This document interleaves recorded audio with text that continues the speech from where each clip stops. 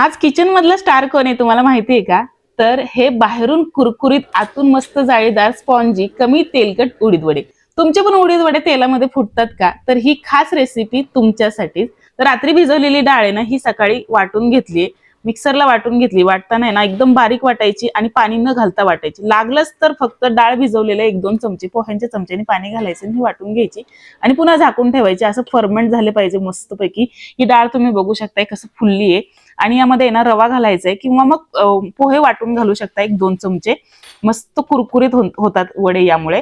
आणि मस्त गोल गोल फिरवून आहे ना याला चांगलं फेटून घ्यायचं. मिश्रण पाण्यात टाकलं की असं तरंगलं पाहिजे. आणि मग बारीक चिरलेली हिरवी मिरची, बारीक चिरलेली कोथिंबीर, कांदा आणि चवीनुसार मीठ.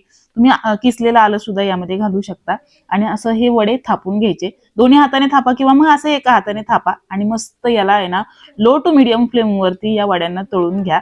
आणि सुरुवातीला जेव्हा कढई म्हणजे नवीन जी बॅच असते तेव्हा थोडासा वडा खाली चिटकतो, पण अलगद काढायचा आहे आणि मस्त हे सोनेरी रंगावरती तळून घ्यायचे. खूपच मस्त कुरकुरीत आतून मस्त जाळीदार असे हे उडीद वडे बनून तयार होतात. रेसिपी आवडली असेल तर लाईक करा, शेअर करा आणि चॅनलला सबस्क्राईब करा. आणि फेसबुक वरती रेसिपी पाहत असाल तर फॉलो करा. पुन्हा भेटू अशाच छानशा रेसिपी सोबत.